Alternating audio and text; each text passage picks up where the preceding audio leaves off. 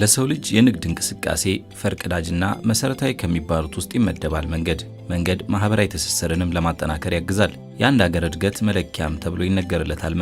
መንገድን መንከባከብ ፖለቲካዊ፣ ማህበራዊ እና ኢኮኖሚያዊ ትስስሮችን ይበልጥ እንደማጠናከር ይቆጠራል። በተለያዩ ሁኔታዎች ውስጥ የሚገነቡ መንገዶች በአግባቡ ካልተጠበቁ እድሜያቸው የታሰበላቸውን ዘመን ሳያገለግሉ ለብልሽት እንዲዳረጉ ይሆናሉ። የተመጠነ የአገልግሎት ዘመን ልክ እንደ ሰው ልጅ አሊያም እድሜ ሰጥቶት እንደሚኖር ፍጡር ሁሉ መንገዶችም ሰው ሰራሽ ይሁኑ እንጂ እድሜ ያላቸው። የሰው ልጅ እድሜ መጽሐፉ እንደሚለው ግፋቢል 80 ዓመት ነው እንደሚለው 80 ዓመት ነው ማለት ነው። የውሻ እድሜ ከ12 እስከ 15 ዓመት ይባላል። እንደዛው የኤሊ እድሜ ደግሞ በጣም ረጅም ነው፣ እስከ 400 ዓመት ይባላልና እንደዛው መንገዶችም እድሜ ያላቸው ለዘላለም አይሰሩ እና የመንገዶች እድሜ ትራፊክ ቆጠራ ተደርጎ እንደገና ፎርካስት ወደፊት የሚሰሩበትና ስንት እንደሚመጣ ትራፊኩ ታይቶ ከሀገሪቱ እድገት ጋር ጀነሬትድ የሚሆን ትራፊክ ወደዛ መንገድ የሚመጣ ትራፊክ የሚሆኑ ብዙ ስሌቶች ይሰራሉ። የቀን ትራፊክ፣ የማታ ትራፊክ፣ ሲዝን ደግሞ ከወቅት ወቅት፣ የምርት ጊዜ፣ የምርት ያልሆነ ጊዜ የሚባሉ ነገሮች ተጠንተው ዲዛይን ላይ ይቀመጣል ማለት ነው ከሀገሪቷ ኢኮኖሚ ጋር። ለምሳሌ ያህል አሁን ቆጠራ ተደርጎ የመጣው ትራፊክ መንገዱ በመሰራቱ ምክንያት የሚመጣ ጀነሬትድ የሚሆነው ትራፊክ አለ። ከዛ ኢንዱስድ የሚሆን ትራፊክ የምንለው አለ ማለት በትራፊክ ደግሞ ግሮዝ ሬት የሚኖረው እድገት ደረጃ እኛ ኢትዮጵያ አሁን ከ2.6 እስከ 3% በአመት የሰው ቁጥር ይጨምራል እንደሚባለው የመኪናው ቁጥር እንደዛ ይሰላና የመንገዱ ብዙ ጊዜ የመንገዶች እድሜ ከ15 እስከ 20 ዓመት ነው የሚቀመጠው። መንገዶችን አለመጠበቅ ለተለያዩ ብልሽቶች እንዲጋለጡ ያደርጋቸዋል። አለመንከባከብን አነሳን እንጂ በርካታ መንስኤዎች የመንገዶችን መበላሸት ያስከትላሉ። በህዝብ ሀብት ላይ ውድመት ከማድረስ አንስቶ እስከ የሰው ልጅ ሞት ሁሉ በመንገዶች አለመመቸት ለሚደርስ የከፋ ጉዳት ይዳርጋሉ። ታዲያ በርካታ ምክንያቶች ለመንገድ መበላሸትና እድሜ ማጠር እንደ ምሳሌነትም ይነሳሉ። ለመንገድ ብልሽት ምክንያት የሚሆነው ከአጠቃቀም ጋር በተያያዙ ያሉ ችግሮች ናቸው። ከዚህ ጋር በተያያዘ በተደጋጋሚ እየገጠሙ ያሉት ጉዳዮች አንደኛ የመንገድ መሰረተ ልማቱ ለተገነባለት ዓላማ ከማዋል አንጻር ያሉ ክፍተቶች ናቸው። አንዳንድ ቦታዎች ላይ በመንገዶች ላይ የመኪና ጥገና ስራ ይከናወናል። ይህ እንቅስቃሴ መንገድ አካላት እንዲጎዱ የሚያደርግባቸው ሁኔታዎች አሉ። በሌሎች ቦታዎች ላይ ለምሳሌ የእግረኛ መንገዶች ላይ ተሽከርካሪዎችን የማሽከርከር ሁኔታዎች አልፎ የሚታዩባቸው ሁኔታዎች አሉ። ይህም ደግሞ ለእግረኛ መንገዱ ብልሽት የራሱ አስተዋጽኦ አለው።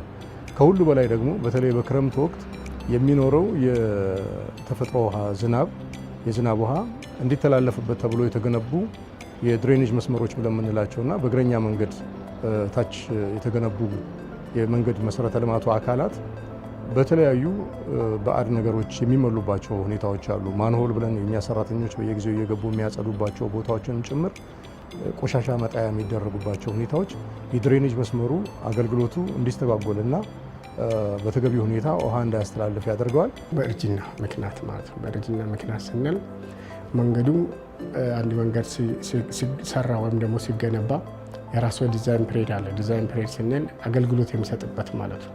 ለምሳሌ በ15 ዓመት ያገለግላል ብዬ ዲዛይን ካደረኩ ወይም ደግሞ ዲዛይን ከተደረገ ከ15 ዓመት በኋላ ወዘ ሚኒመም ሜንቴናንስ ማለት ነው መንገዱ ያው ሰርቪሱን ይጨርሳል ማለት አገልግሎቱን ይጨርስና ያረጃል። በእርጅና ምክንያት የተፈለገውን አገልግሎት ከሰጠ በኋላ ተገቢ እንክብካቤና ጥገና ወይም ሪኮንስትራክት ማድረግ ካልቻልኮ በእድሜ ምክንያት ደግሞ የሚያረጅበት ሊሆን ይችላል፣ የሚበላሽበት ሊሆን ይችላል። ደለል ይኖራል። ደለልን ከ100% ከመንገድ ውስጥ አለመክተት አንችልም። ስለዚህ ደለል ሩቲን ሜንቴናንስ የሚባለው አለ። ሩቲን ሜንቴናንስ ማለት ሁልጊዜ ወቅታዊ የሆነ ጥገና ማለት ነው። በደለል የተሞላ ቱቦ፣ በደለል የተሞላ ዲች ወይም ፉካ ወዘተ አሁን ድልድዮች አካባቢ እንደዚሁ ሴድመንት ወይም ደለል ዲፖዚት ያደርጋል። ቬጂቴሽን ሳር ይበቅልበታል፣ አትክልት ይበቅሉበታል። እነኚህ ነገሮች ኮንቲኒስሊ በተጀመረ በ2 ዓመት 3 ዓመት መጠረግና መስተካከል መቻል አለባቸው።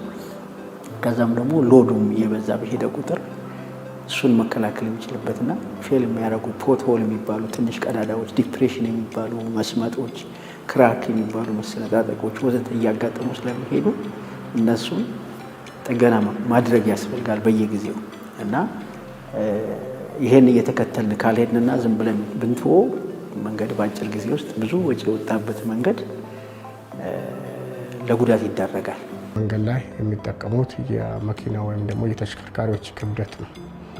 ያ ክብደት ታሳቢ መደረግ አለበት። ታሳቢ የተደረገው ማክሲመም ክብደት ታሳቢ ካልተደረገ መንገዱ በአጭር ጊዜ አንዱ ሊበላሽ ይችላል ማለት ነው። በግንባታ ጊዜ የሚመጡ ከወርክ ማሽን ወይም ደግሞ ከሚሰሩ ሰዎች የጥራት ጉድለት ጋር ተያይዞ ሊሆን ይችላል። ሌላው ግን እነዛ መንገዶቹ በጥራት ከተገነቡ ብለን ካሰብነውና ወደ ስራ ከገቡ በኋላ ደግሞ የተለያየ ምክንያቶች ይኖራሉ። አንደኛው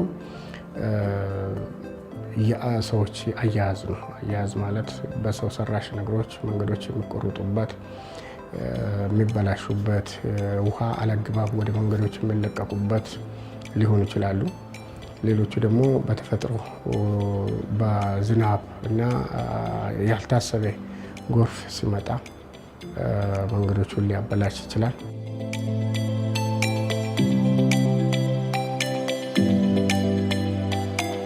ማንኛውም ግንባታ በጥገና ወቅት በጀት መጠየቁ አይቀሬ ነው። የመንገድ ጥገናም ከፍተኛ ሀብት እንዲፈስበት ይሆናል።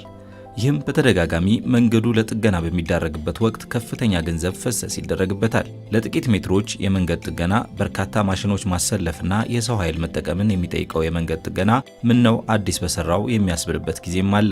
የመንገድ ጥገና በተደጋጋሚ መከናወኑ በአጠቃላይ ወጪ ላይ የራሱ የሆነ ተጽዕኖ ያሳድራል። ቀደም እንዳልኩ ጥገናዎች ይከናወናሉ። ነገር ግን አሁን የድሬኔጅ መስመሮችን ችግር ሳነሳ ቀደም በተደጋጋሚ የሚከሰቱ ችግሮች ናቸው። ስለዚህ ዘንድሮ የተጠገነ መንገድ የድሬኔጅ መስመሩ በተለያየ ሁኔታ ለብልሽት የተጋለጠ ከሆነ መልሶ በክረምት ወቅትም ዝናብ ሊተኛበት የሚችልበትና አስፋልት ሊበላሽ የሚችልባቸው ሁኔታዎች ይኖራሉ።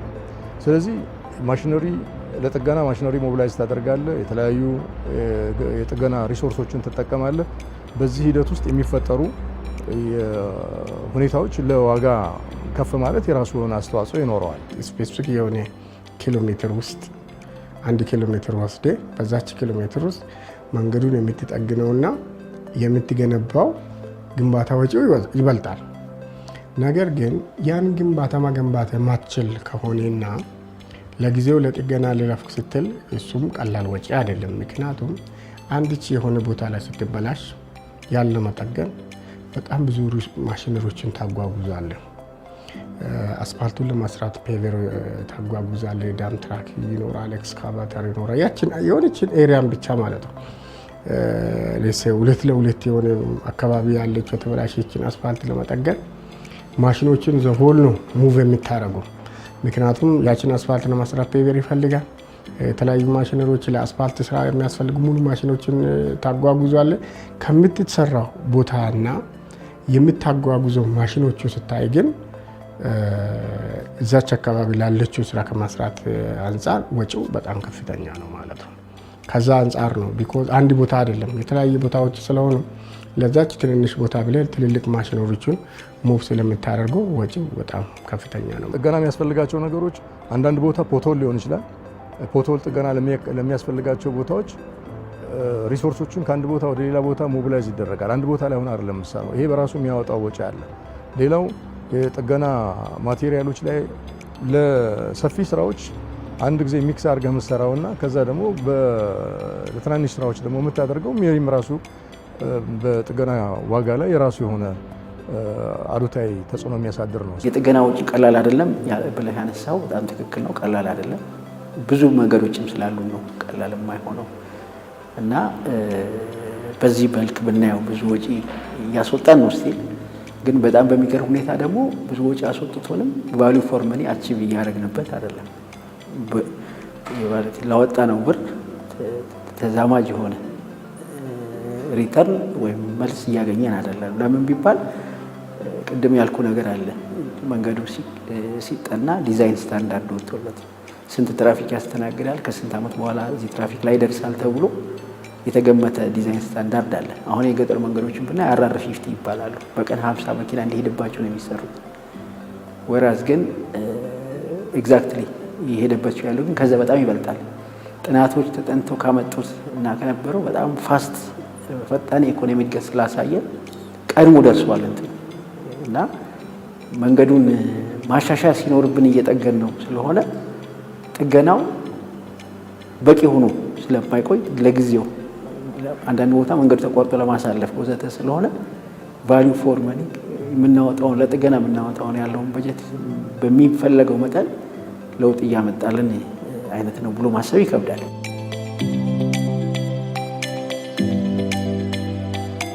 መንገድን መጠገን በግብታዊነት በመነሳት የሚከወን አንዳች ቀላል ስራ አይደለም። የህዝብ ጥያቄ በበረታ ጊዜ ወይም ትዝ ሲለን ድንገት መንገድን እንጠግን ማለት እዛው የተጠገነው ቦታ ላይ ልቆይ እንደማለት ነው። በቂ ጥናትና ዝግጅት ከማድረግ ጀምሮ የማያዳግም ስራ መስራትን ይፈልጋል የመንገድ ጥገና። በጥገና ወቅት ከግምት የሚገቡ ጉዳዮች መሰረታዊና ለመንገዱ ዘለቄታዊነት ድርሻቸው በቀላሉ የሚታይ አይደለም። መሰረታዊ የሆኑት ለመንገድ ብልሽት ምክንያት የሚሆኑትን ነገሮች በደንብ መረዳትና እዛ ጋር ህብረተሰቡም የራሱን ድርሻ ሌሎች ባለድርሻ አካላትም በተለይ መንገድ ላይ የተለያዩ መሰረተ ልማት የሚዘረጉ መሰረተ ልማት አቅራቢ ተቋማትም እንደዚሁም ደግሞ በእኛ በተቋማችንም በኩል ከዛ አንጻር መሰራት ያለባቸው ነገሮች በደንብ መታየት ያለባቸው ናቸው እና ከዚህ አንጻር ያለው ክፍተት ቅድም እንዳነሳ ነው የመንገድ መሰረተ ልማቱን በተገቢው አይነት መንገድ ጥቅም ላይ ከማዋል አንጻር ያሉ ክፍተቶች የራሱ የሆነ ትልቅ አስተዋጽኦ ለብልሽቱ ትልቅ አስተዋጽኦ የሚፈጠር ነው። ለምሳሌ አንዱ ሌላው ለመንገድ መሰረተ ልማት በተደጋጋሚ መቆረጥ መበላሸት ምክንያት ከሚሆኑ ጉዳዮች አንዱ የመሰረተ ልማት አቅራቢ ተቋማት ጋር ያለ ቅንጅታዊ አሰራር የነበሩ ክፍተቶች ናቸው። እነዚህ በየጊዜው መሻሻል እያመጡ ያሉበት ሁኔታ አለ። አሁን ለዲዛይኖች በቂ ጊዜ ይሰጣል ወይ የሚል ጥያቄ አለ። ይሄ መጀመሪያ ያነሳው አለ እንደተጠበቀ ሆኖ ማለት ነው። መንገዱ በእርግጥ ያስፈልጋል ወይ፣ ፊዚቢሊቲ ስተዲ ተሰርቶለታል ወይ፣ ዋጋውን ይመልሳል ወይ የሚለው ጥያቄ እንደተጠበቀ ሆኖ ጫና ከባለስልጣኖች የሚመጣ ጫና በዚህ በኩል ይሰራ፣ እዚህ ጋር ይሰራ፣ እንደዚህ ይሰራ ከሚለው ጫና በተጨማሪ እሱ እንዳለ ሆኖ ማለት ነው ሆኖ ግን በቂ የጥናት ጊዜ የማይሰጥባቸው መንገዶች አሉ። በጣም አስቸኳይ ቶሎ ይለቅ ተብሎ የሚሰሩና እነሱ አንዱ የዚህ ራሽን የሆነ ሁኔታ ችግር የሚያመጡት እነሱ ናቸው። ለምን አንድን መንገድ አሁን ብለን አዳማ ዋሽን ብንወስድ ይህ መንገድ አዳማ ዋሽ ላይ በሚደረግ ቆጠራ ብቻ በትክክል ማምጣት አይቻልም። ምናልባት እስከ ኮምቦልቻ ደሴ ምናምን ድረስ ወደዚህ መንገድ ሊመጡ የሚችሉ በዚህም እስከ መርቲ መታራ ወዘተ ድረስ ወደ መንገዱ ሊመጡ የሚችሉ ነገሮችን ታሳቢ ማድረግ ይጠይቃል። የተሰጠው የዲዛይን ጊዜ አጠር ባለ ቁጥር ለፍጥነት ሲባል የማይደረጉ ጥናቶች የትራፊክ ጥናቶች ይኖራሉ። ስለዚህ እሱ በራሱ አንድ በኋላ ነገ ጠዋት ላይ የሚፈጠረው የትራፊክ ቁጥር ትልቅ ሚና ይጫወታል። ጥገና ላይ አንዳንድ ጊዜ በተለምዶ የለመድከውን ብቻ ተከትለን የምትሄድበት ሁኔታዎች አሉ። የወርክማንሺፕ የምንለው የሚሰሩ ሰራተኛ ከጥራት ጋር ተያይዞ የሚወጣ ችግሮች አሉ። በቂ ኮምፓክሽን የማያገኝ ትንሽ የኤሪያ ቆርጠ እሷን የሚሰራ ከሆነ ሮለሩ ወይም ደግሞ ኮምፓክት የሚያደርገው ማሽን በደንብ ኮምፓክት ሌቨሉን አያገኝም። ቢኮዝ እሱ 2 ሜትር ከሆነ ዊድዙ እኛ የምንሰራ 1 ሜትር ከሆነ ፉል ዴብዙ ኮምፓክት አያገኝም ማለት ያ ምክንያቶች ሊሆኑ ይችላሉ። ከማቴሪያል ጋር ሊሆን ይችላል። ሌላ ደግሞ ይሄ በዝናብ ጊዜ ክረምት ጊዜ የሚጠገኑ መንገዶች ስትወስድ ደግሞ ክረምት ጊዜ የሚጠገነው መንገድ ያው ጊዜያዊ መፍትሄ ለማስጣት ነው እንጂ ዘላቂ መፍትሄ ይሰጣል ማለት አለ። ክረምቱን እስከ ማለፍ ብቻ ነው። ምክንያቱም አስፋልትና ውሃ እርስ በርሳቸው ጠላት ናቸው። በአዲስ አበባ አሁን ላይ በሁሉም አቅጣጫ የመንገድ ጥገና ስራዎች ይከወናሉ። ከተሞች የደረሱበትን የመንገድ ጥገና አቅም ማሳያ የሆነችው መዲናችን በጥራትና አዲስ ልምምድ በሆነው ስራን በፍጥነት የመከወን አቅም መንገዶችን በመጠገን ለአገልግሎት ክፍት በማድረግ ላይ ትገኛለች። በበርካታ የከተማዋ ክፍሎች በበጀት ዓመቱ ያለፉት 6 ወራት የመንገድ ጥገና ስራዎች በስፋት ሲከናወን ቆይቷል። አጠቃላይ የጥገና ስራዎቹ የድሬኔጅ መስመር ጽዳትና ጥገናን ጨምሮ በሌሎች የአስፋልት፣ የኮብልስቶን፣ የጠጠር መንገድ እንደዚሁም በሌላ ደረጃ ያሉ የመንገድ መሰረተ ልማቶችን የእግረኛ መንገዱን ጨምሮ ከጥገና አንጻር ሰፊ ስራዎች ተሰርተዋል። እስካሁን ድረስ ባለው መረጃ ከ500 ኪሎ ሜትር በላይ የልዩ ልዩ የመንገድ ጥገና ስራዎች በተለያዩ ከተማዋ ክፍል ተከናውነዋል።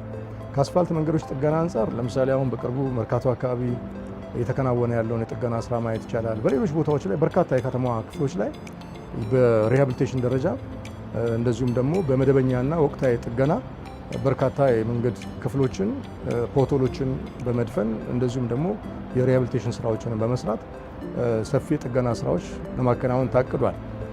እስካሁን ባለው ሂደት ወደ 43 ኪሎ ሜትር በላይ የአስፋልት መንገድ ጥገና በከተማ ውስጥ ተከናውኗል። ግን ቅድም እንዳልኩት ካለው ከፍተኛ የጥገና ዲማንድ አንጻር አሁንም ሰፊ ስራዎች እንደሚጠበቅብን ወስደን በቀጣይ 1-2 ወር ውስጥ በዘመቻ ስራ ደግሞ በርካታ ቦታዎችን የመንገድ ጥገና ስራ ለማከናወን ጥረት እየተደረገ ነው ያለው። ዘሆል ማለት በሚቻል ደረጃ መንገድ ጥገና የምናቆምበት ጊዜ የለም። የመንገድ ኔትወርካችን ከ8000 ኪሎ ሜትር በላይ ነው። የተለያየ አይነት ደረጃ ያላቸው መንገዶች ማለት ነው። የአስፋልት አለ፣ የኮቤል፣ የጠጠር መንገዶች አሉ። እነዛ ተደምሮ ከ8000 ኪሎ ሜትር በላይ ነው እዚሁ ከተማ ውስጥ ያሉ ማለት ነው። እነዛን መንገዶች በጊዜው መጠገን ይፈልጋል። ካልጠገንኮ 1 ዓመቱን ሳትጠገን ካለፍኮ ቶታሊ ትራፊክ ውስጥ ታክ ነው የሚያደርገው ማለት ነው። እና ከዚህ አንጻር አሁን ባለው ሁኔታ በ5 የጥገና ክሩ ወይም ፕሮጀክት ኦፊስ በየሪጅኑ አደራጅተን ደቡብ፣ ምስራቅ፣ ምዕራብ፣ ማዕከላዊ እንደዚህ ያን 5 የጥገና ፕሮጀክት ኦፊሶች አሉ። እነዚህ ሁሉ በየሪጅናቸው በ5ቱም ወይም ደግሞ በሁሉም አቅጣጫ ማለት ነው የመንገድ ጥገናዎች አሁን እየተሰራ ነው ያለ ነው። ለምሳሌ በቅርብ የጠገነው ከካርል ወደ ሚናዬ የሚወስድ መንገድ አለ። የቀለበት መንገዶች አሉ። ሁሉም ቦታ የውስጥ ለውስጥ መንገዶች ደግሞ በርካታ መንገዶች አሉ። መንገድ የጋራ ሀብት ነው። ዜጎች በጋራ የሚጠቀሙበት፣ የሚያድጉበት፣ የሚገናኙበትና ትስስራቸውን የሚያጠነክሩበት። ከማን ምን ይጠበቃል የሚለውን ባለሙያዎቹ በሚያስተላልፉት መልእክት የዛሬው የእይታ ዝግጅታችንን እንቋጭ። ጎድባቸው እያለ አይ እንደዚህ አይነት ማቴሪያልማ የለም ጊዜ የለንም፣ ስለዚህ ሪኳየርመንቱን ዌብ የማድረግ ማለት የመሰረዝና ከፍ አድርጎ ማለት ከዛ እንደዚህ አይነት ቦታዎች አሁን እርጥበትም ስላላቸው ብዙ ቦታ ከጥቅም ውጭ የሆኑበት በተለይ ወደ ምዕራብ ዝናብ የሚበዛባቸው አካባቢዎች አሁን ፐርፐዝሊ ነበር ዝናብ የሚበዛባቸው ቦታዎች ደረቅ ያለ ማቴሪያል እንጠቀም የተባለ። አይ ደረቅ ያለ ማቴሪያል ስለሌለ ዌብ እናድርገው ሲባል ወይም ቴክኒካል ሪኳየርመንቱን እናሳድግ ፈታ እናድርገው ሲባል ደግሞ ለዛን ጊዜ ለኮንስትራክሽን ፍጥነት ለምናምን ይጠቅማል። ግን ትንሽ ቆይቶ ደግሞ ውሃ በጣም እርጥበትም ስለነበረው እንደገና ቦታውም ዝናባማ ስለሆነ ቶሎ ይበላሻል ማለት ነው። ይሄ ነገር አለና እነኚህ ነገሮች የምናስተካከል ከሆነ ሁላችንም አቴንሽን ከሰጠን ባለቤቱም አቴንሽን ከሰጠው እንደዚህ ዌብ ብድግ ብሎ ተነስቶ አሁን እኔ ፍጥነት ነው የምፈልገው ብሎ ፍጥነት ላይ ካተኮረ ዋጋ መክፈላችን አይቀርም እና ሁሉም የራሱን ጥንቃቄ ካረጋገጥ የጥገና ወጪያችንን የመቀነስ የመንገዶቻችን እድሜ የማስረዘም አቅም ይኖረናል ብዬ አስባለሁ። ደንብ፣ ፖሊስ በተለይ ደግሞ እዛ አካባቢ ህገወጥ ንግዶችን መንገድ ላይ ዝም ብሎ የሚነግዱት ቆሻሻ እዛ ላይ ጥሎ የሚሄዱት ደግሞ እነሱ ደግሞ ቁጥጥር ማድረግ ይፈልጋል። ገራጆች መንገድ ላይ የመኪና ጥገናዎች፣ ጉምስታዎች መንገድ ዘግቶ የሚቆሙበት እንደዛ ነገሮች ላይ ደግሞ እርምጃ መውሰድ ይፈልጋል ማለት ይሄን ከደንብ ጋር የሚጠበቅ ከፖሊስ ጋር የሚጠበቅ ትራፊክ ማናጅመንት ጋር የሚጠበቅ ብዙ ስራዎች አለ ከተለያዩ ተቋማት ጋር ማለት ነው። እና ይሄ መንገድ የሁሉም ነው፣ የኔም ያንተም የሁሉም ነዋሪ በነፃነት ወጥቶ የሚገባበት እንደማሆኑ የኔ ነው ብሎ መጠበቅ ይፈልጋል። ቅድም ካልኳቸው ደግሞ ከነዚህ አይነት ድርጊቶች ደግሞ ሰዎች ራሳቸው እንዲቆጠቡ ማድረግ ያስፈልጋል። የከተማዋን አጠቃላይ ገጽታ ከመቀየርም አንጻር ኢኮኖሚያዊና ማህበራዊ እድገትን ከማፋጠን አንጻር መንገድ መሰረተ ልማት ያለውን ፋይዳ በአግባቡ የሚያሳይ ነው እና ከዚህ አንጻር የሚደረገው ነገር በጣም ጥሩ እድገቶች ያሉት በፋይናንስ አቅርቦት ከከተማ አስተዳደሩ በመስሪያ ቤቱ በባለስልጣን መስሪያ ቤቱ የመፈጸም አቅም ከጊዜ ወደ ጊዜ እያደገ መምጣቱ በራስ ኃይል የሚገነባቸው በኮንትራትም የሚፈጸሙ ፕሮጀክቶች እያደጉ መምጣታቸው የጥገና አቅሙም ከጊዜ ወደ ጊዜ እየተሻሻለ መምጣቱ በግብአት አቅርቦትም አንጻር በማሽነሪ አቅርቦት በሌሎችም የግንባታ ግብአት አቅርቦቶች ያሉት እድገቶች ከፍተኛ መሻሻል ያለባቸው ሁኔታዎች ናቸው። ስለዚህ እነዚህ ተደምረው የሚያመጡትን ውጤት ከፍ ለማድረግ እና የተገነባው መሰረተ ልማት ረጅም ጊዜ አገልግሎት እንዲሰጥ ደግሞ ባለቤቱ የሆነው ህብረተሰብ ትልቅ ድርሻ ያለው፣ ሌሎች አካላትም እንደዚሁ የሚለውን ሀሳብ ለማንሳት ነው።